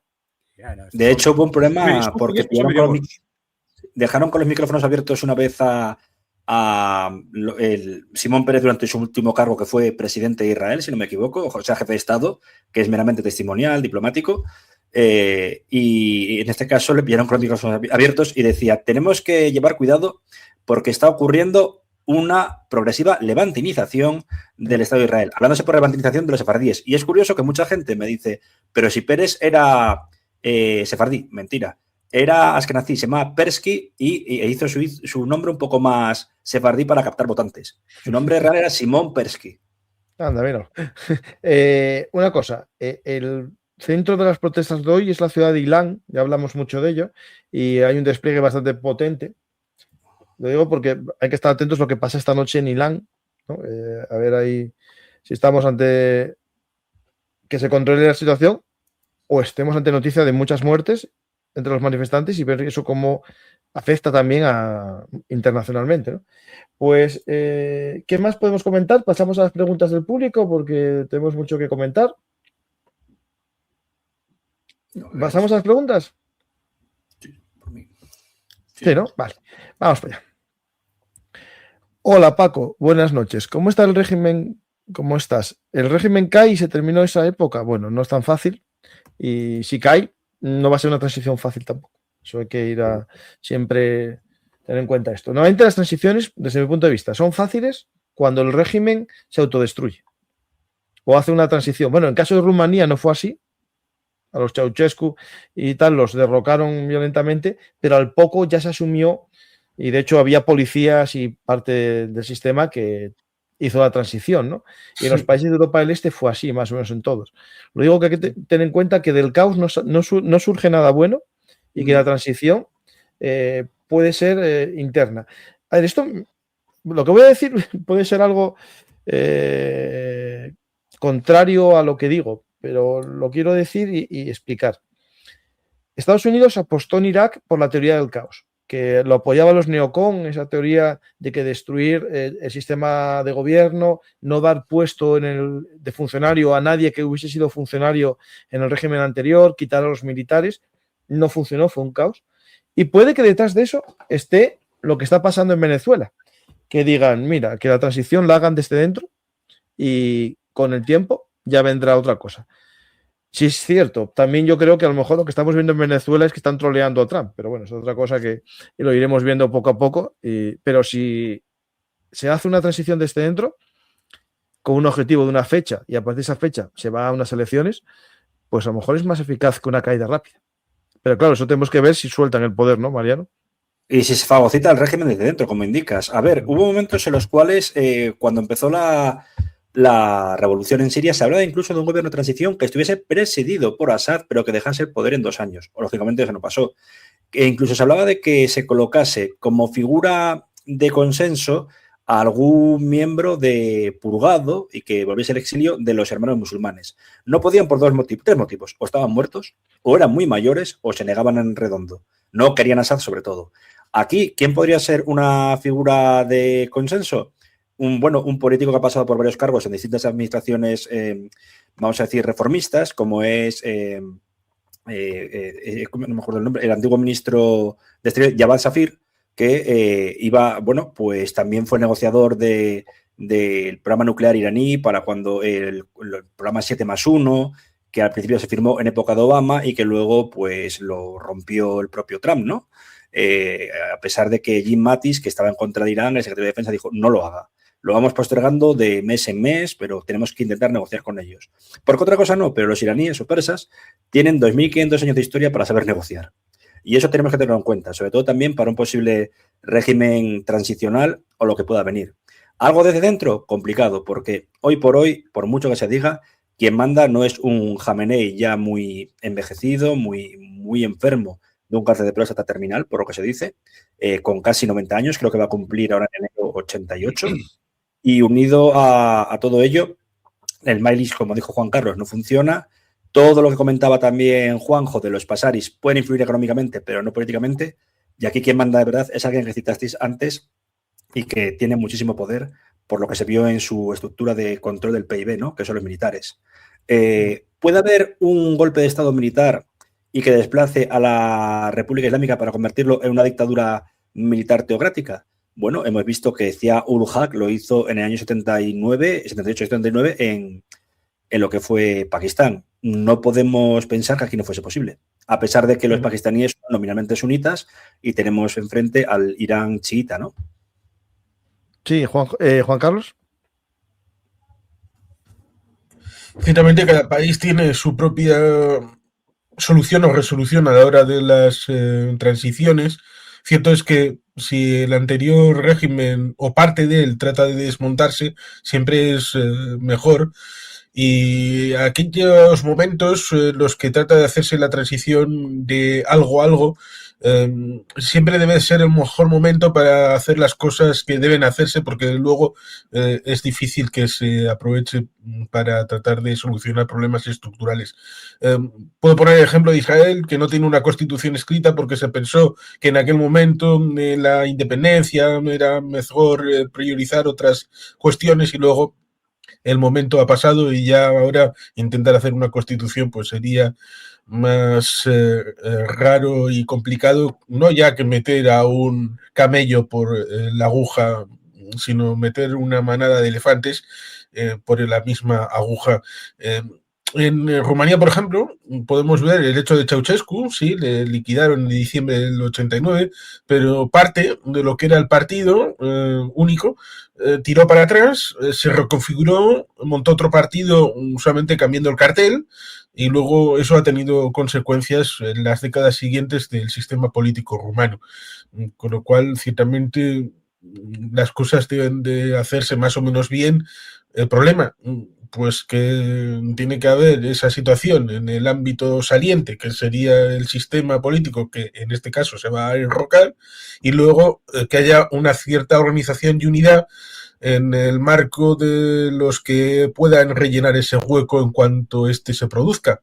Y en este caso no hay ni macho ni hembra a la hora de encajar en un momento que pueda abrirse esa oportunidad. Mira, voy antes de empezar a Juanjo, tengo aquí un tema interesante. En la provincia de Ilán, que hablamos antes de ella, la localidad de Abdanam, una pequeña ciudad, está controlada por los rebeldes. Tengo varias imágenes de manifestantes. Podría darse Aquí, una cosa en cuánto el tiempo despacho. llevarán... No, claro. ¿Cuánto tiempo tardará en llegar el ejército ahí? Sí, eso no tengo Claro, duda. a eso me refiero. Aquí hay una noticia de Abdanam. Y estoy mirando en Adnan, en Ilán, qué grupo étnico es. Y aquí tengo yo una duda, porque, a ver, es esta zona de Ilán, son Lur. Sí, no es el color Lur, ¿no? Los Lur. Este grupo no sé. Los Lur son nominalmente, tienen una mezcla entre chiita y sunita, pero con antecedentes preislámicos. Muchos de ellos proceden de la zona del Caspio y han sido apartados del poder durante muchísimo tiempo. Entonces, es como, por ejemplo, los Tabasarán en Azerbaiyán. Al final se han, digamos, entre comillas, en este caso en Irán, persianizado, mantienen lo que es la lengua persa, o sea, la hablan, ya casi la suya está, no extinta, pero es muy minoritaria, pero son muy respondones ante el poder, de siempre, ya incluso de época del Shah. Porque generalmente han sido campesinos viviendo en posicionamientos muy paupérrimos, o situaciones muy paupérrimas. Son unos 10 millones de habitantes, los Lures. No son pocos, claro. No, sí. Y bueno, el mapa para que veáis dónde van los Lures, un poco para que nos situemos. Bueno, a ver, controla una zona importante en población, es decir, su extensión. Hablan un idioma propio, el Lur, y bueno, y también el persa. Esta zona toda roja.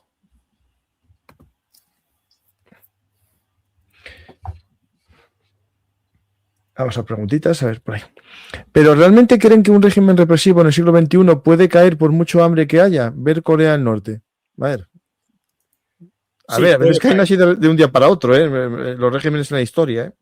Sí, puede caer. O sea, sí puede producirse la quiebra de golpe cuando llega una situación física extrema. Por ejemplo, la Rumanía de Ceausescu, la revolución que estalló de golpe y porrazo para acabar con el régimen, derribarlo, barrerlo como un huracán, no estalló en un agradable verano donde es placentero pasear bajo el sol y tomar algo en el restaurante, sino en un invierno especialmente crudo, que además se veía agravado por la crisis estructural del régimen y la ausencia de los suministros más indispensables de energía, carbón, gas o lo que fuese para tener calefacción en las casas, y la gente, pues, vamos a pasar menos frío recibiendo palos de la guardia del régimen en las calles que quedándonos aquí para morirnos de asco. Así que se echaron a la calle todos, bueno, se echaron a la calle unos pocos, y entonces eso fue detonante para que se echaran a la calle los demás.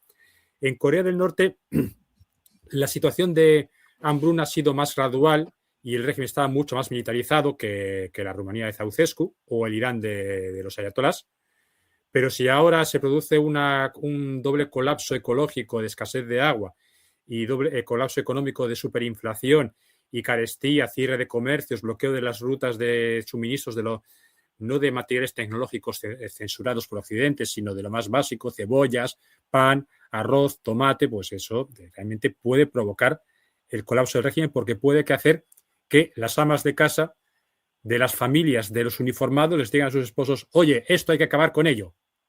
¿Cuántas escopetas tienes? ¿Cuántos amigos puedes contar? Y eso será. Y en el momento en que una parte de las fuerzas de seguridad se inhiban o se pasen a los rebeldes, eso será el fin del régimen. Mira, un tema de las universidades, ¿no? Un lugar típico de protestas, ¿no? Antirregímenes, ¿no? Pueden ser los jóvenes, ¿no? A veces los que van a visiones contrarias al régimen tradicional, ¿no? Fueron cerradas las universidades. ¿Qué hicieron los jóvenes estudiantes? Ir de noche a la puerta de sus facultades a protestar. Es decir, hay cierto revuelo. Habrá, me imagino, también campus universitario con residencias de apartamentos, y se mueven ahí los jóvenes, pese a que está prohibido o está cerrado los colegios. Y no solo eso, también el tema que hablabais antes de Internet, etcétera. El mayor número de sitios web cerrados durante la primera etapa de Internet, pongamos año 94, 95 hasta 2005, antes del auge de redes sociales, etcétera, fue en Irán. Y sobre todo ahora se sigue haciendo la caza de lo que son las antenas parabólicas o los sintonizadores de televisión de otros canales que no marca el régimen, ¿no? Hay un poco más de aperturismo, lógicamente, que en comparación con Corea del Norte, con otros países que habéis citado. Pero aquí también hay un control político-militar que encima es que son una especie de simbiosis, ¿no? Es cierto que ahora mismo hay una especie de riff entre el poder religioso y el poder militar, no tanto político. Pero por otra parte, lo que es el BEBAC, el antiguo Sabak dirigido por el Shah o la policía política del Shah, ahora reconvertida en la Guardia de los Ayatolá, y el Ministerio de Información, controla más o menos lo que se puede hacer. No llega a unos extremos, como dijo Juanjo, acerca de lo que ocurre en Corea del Norte, donde no solo la economía, toda la sociedad está militarizada y con un lavado de cerebro desde que son básicamente críos, ¿no? De parvulario. Aquí es paulatino, hay una apertura quizá de muchos iraníes que siguen viajando al extranjero o exiliándose y pueden volver y acaban marchándose de nuevo porque no tienen el acomodamiento, digamos, ni económico ni social que ellos deseaban, ¿no? Que intentaban hacer algo por su país. Pero la revolución a mí me recuerda mucho a lo que se comentó anteriormente de Siria y también del caso de Rumanía con Ceausescu, que por cierto fue las Navidades del año 89 y también hubo un componente étnico. Los que protestaban eran mineros húngaros de la zona de Timisoara. Mira, hablando del Shah, no descansa de esa noticia. Esto es, bueno, voy a poner el sonido que lo tengo desactivado un segundito para... Esto es en la provincia natal de Jamenei. Es en la zona lo pone aquí, Markazi. Sí, el Azerbaiyán iraní.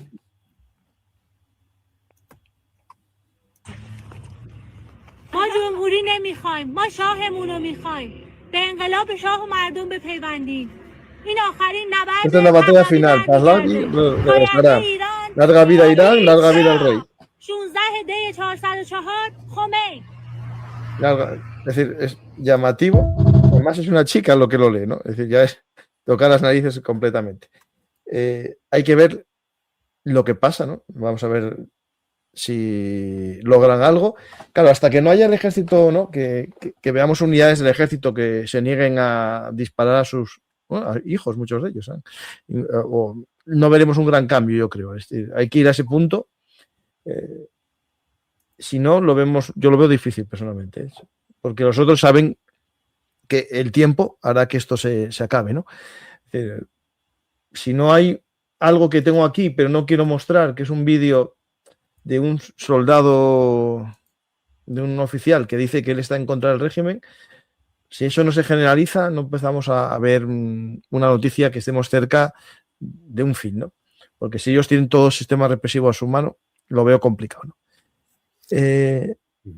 ¿Cuál es el nivel educativo hombres y mujeres de la sociedad iraní? ¿Hay muchos con estudios superiores? Bueno, el porcentaje más alto que en otros países yo creo que sí, ¿no? De la zona, ¿no? Puede llegar perfectamente al 80% universitarios, si no más. Sobre todo por lo que comentaba antes, creo que fue Juanjo, cerca de la pirámide poblacional, también lo dijiste tú, Paco, y bueno, un poco lo que dice también Juan Carlos, que es una sociedad que al final hay un vacío. ¿Y el vacío por qué es? Pues fuga de cerebros, principalmente, por lo que he podido leer en últimos informes. Mira, esto es otra ciudad, otro escenario en el que están gritando.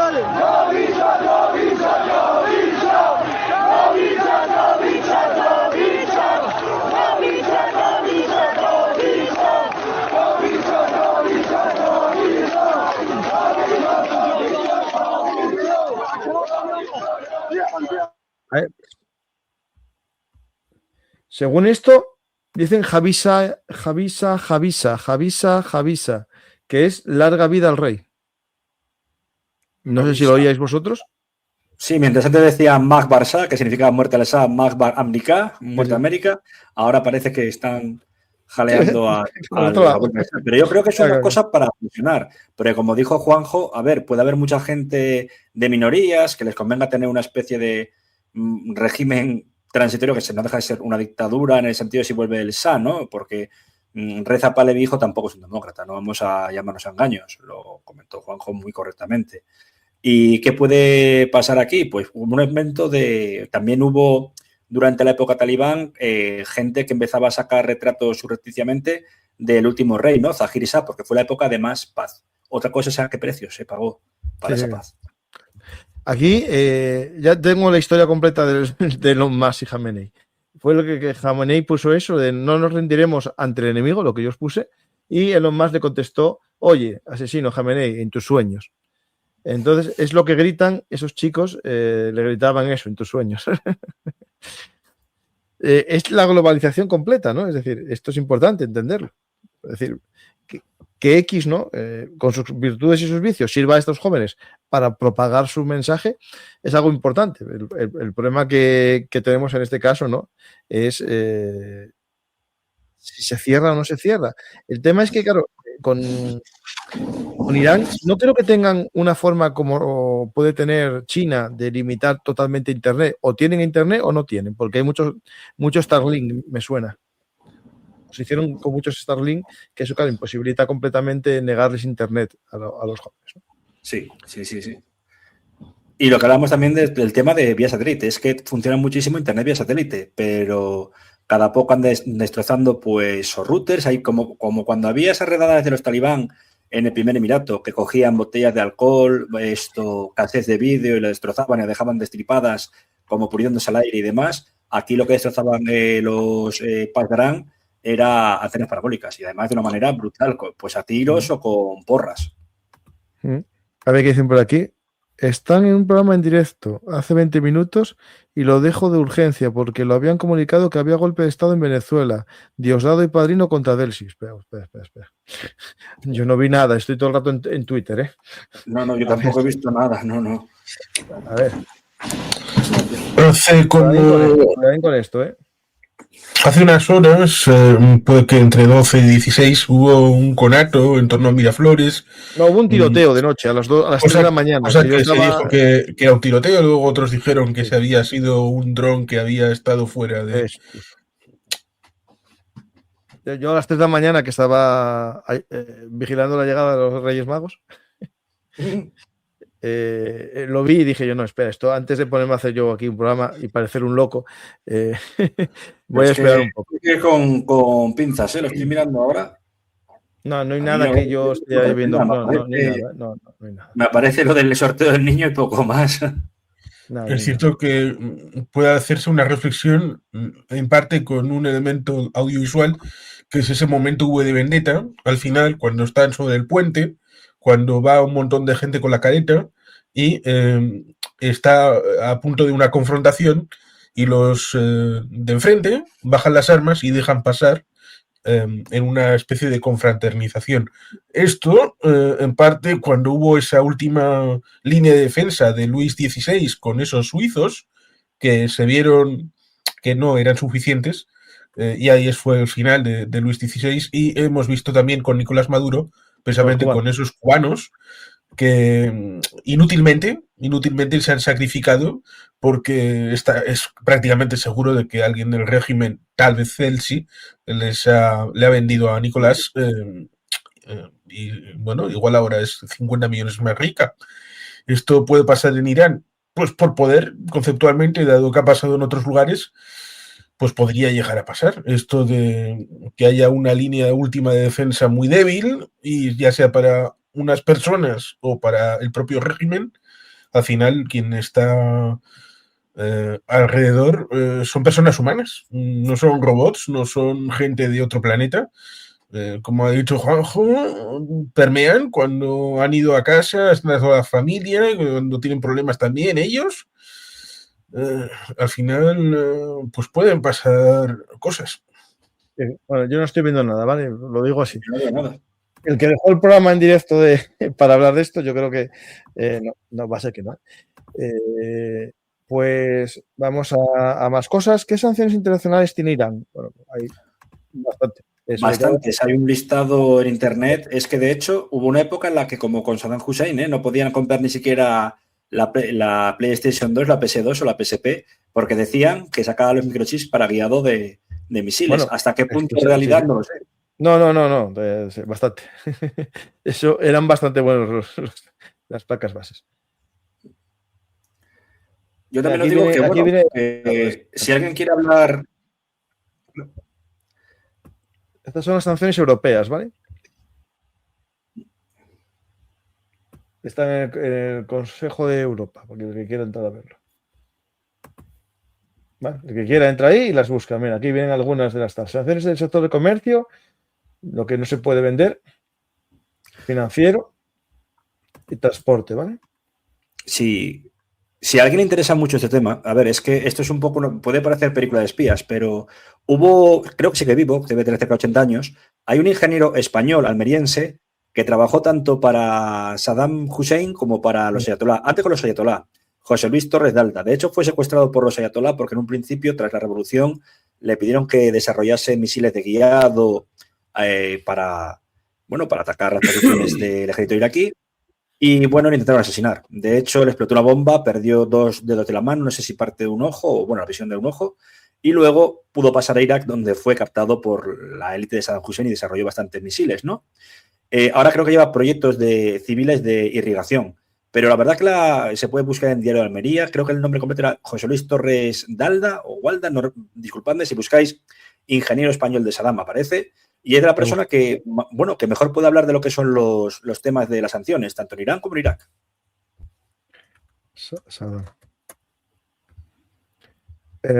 José Luis Torre Cuadra. Sí, Torre Cuadra. Creo que sigue vivo, debe rondar los 80 años más o menos, pero tiene cosas muy interesantes. Es que creo que vive, de hecho, valga la redundancia por el agua, en Aguadulce, en Almería. Que está una foto de él en esos momentos, joder. Eso es. Vamos a ver alguna pregunta más, que entre una cosa y otra se me va. Soy cubano y viví las protestas en la calle. El régimen no cayó, ni vi ni va a caer. Quien no ha vivido la represión no entiende su fuerza. En Irán pasa lo mismo. Valor contra un Estado sin límites, lo saben. Es un problema que es complicado. Los regímenes, yo creo que para que caigan, esto es complicado. En España vivimos una cosa extraña. El régimen no cayó por la pobreza, cayó por vivir bien. O sea, el franquismo acabó en una situación económica mucho mejor de lo que empezó.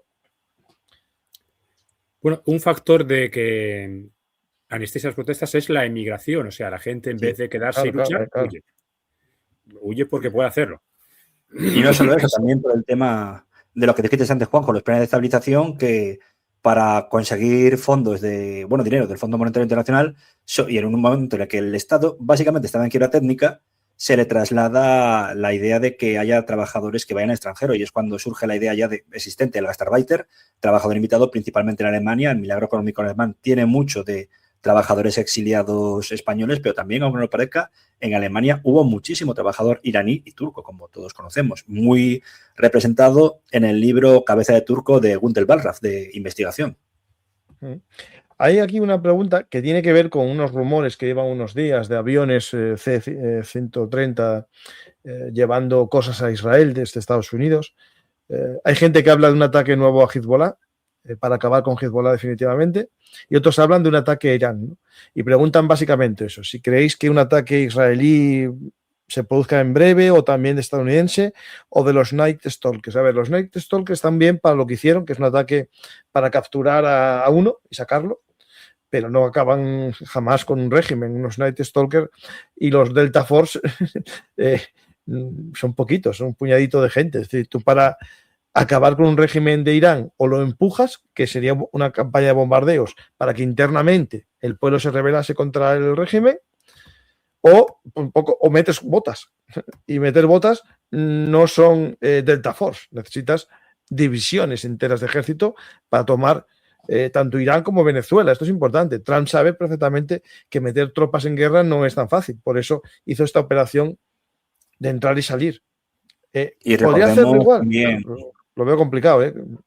Y recordemos también lo que pasó cuando el Desert Want, la operación Garra de Águila, hace 46 años, la cual fracasó Estados Unidos al intentar rescatar a los rehenes estadounidenses en Irán, y todo lo que vino luego, que fue justo la creación de los Delta Force.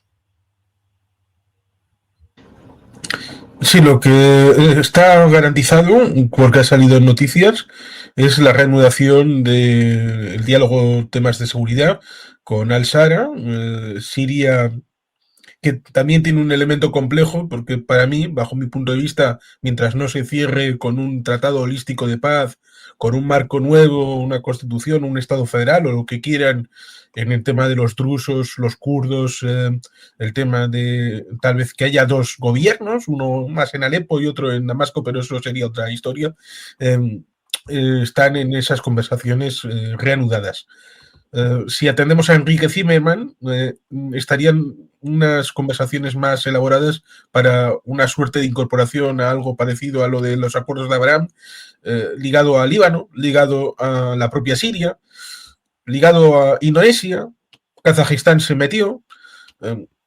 Es algo que puede afectar al tema iraní. Israel, como muchos otros, ya sea Emiratos, ya sea Turquía, tienen tal vez muy extendida la línea de lugares de interés. ¿Hasta qué punto pueden seguir extendiéndola o desatendiendo un punto para atender a los demás?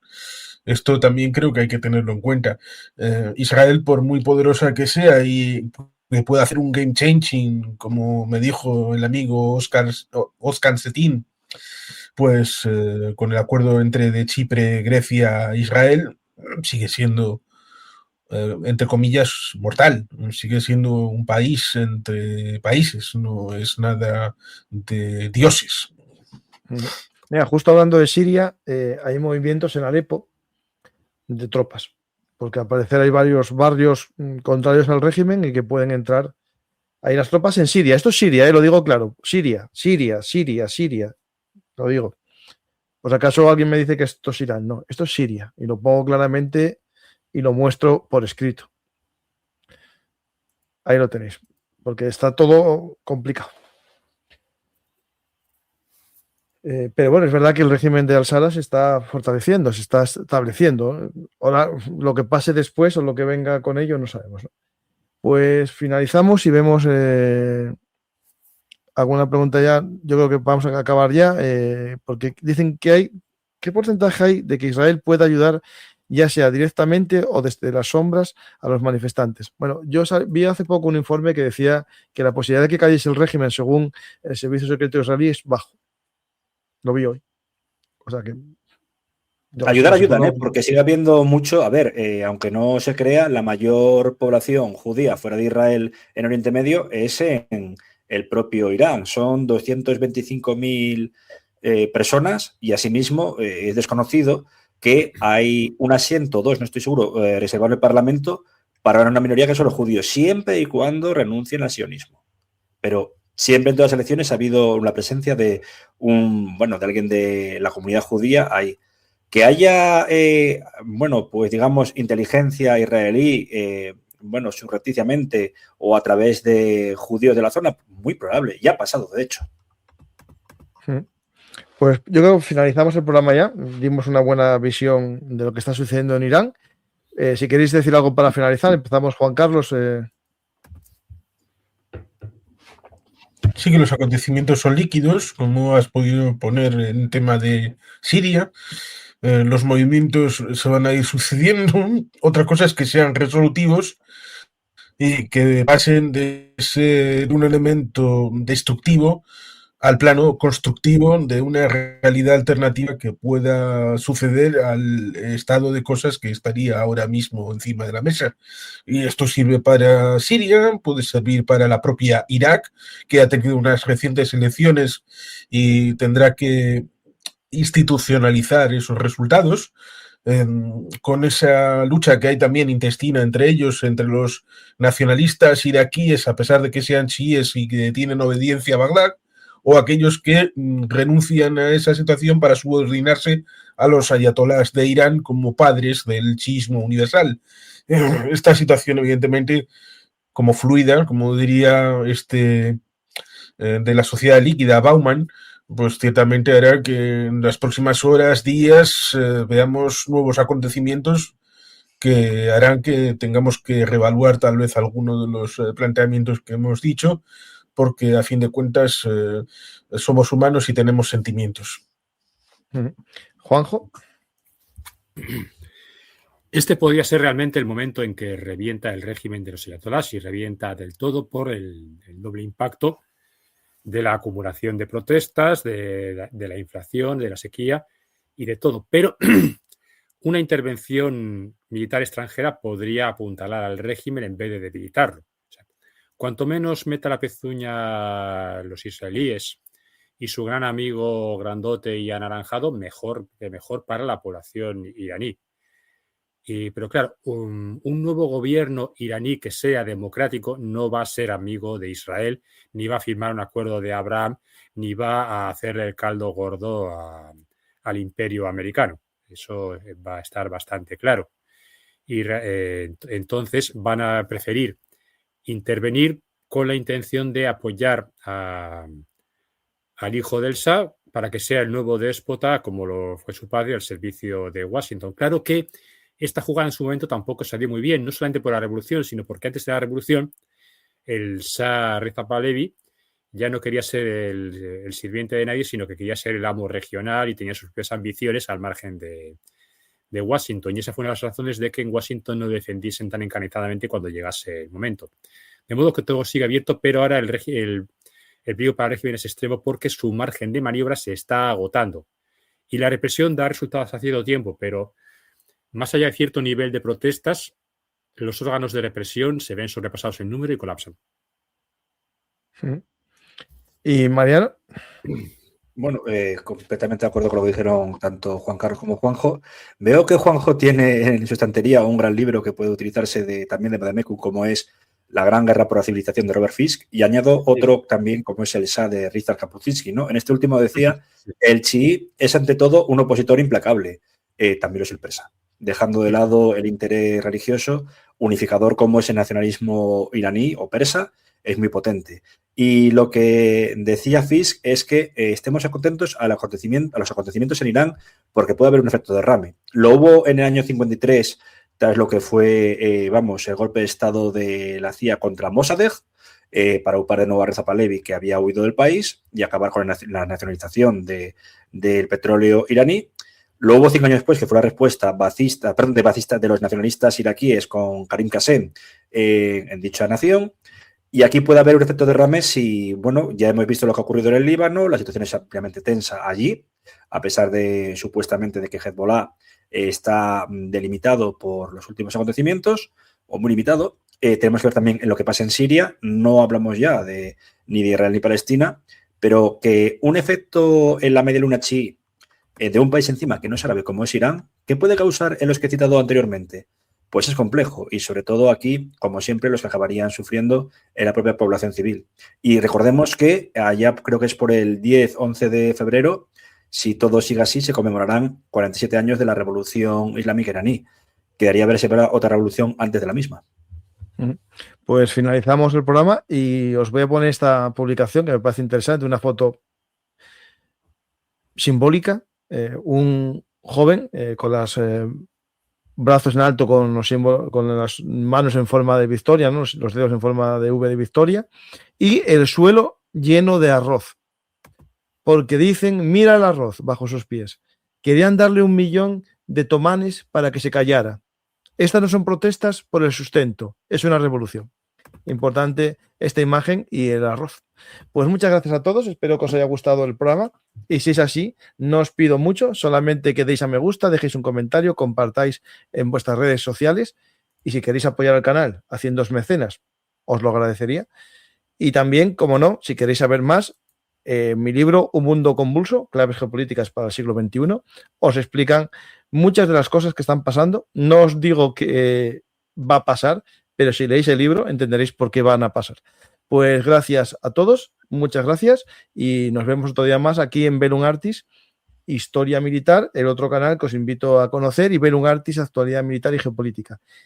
Y alguien dijo por ahí que Paco no tiene tiempo con tantas noticias. Pues solo llevamos 6 días. La verdad que el año 2026 comienza muy fuerte. Gracias a todos y hasta la próxima.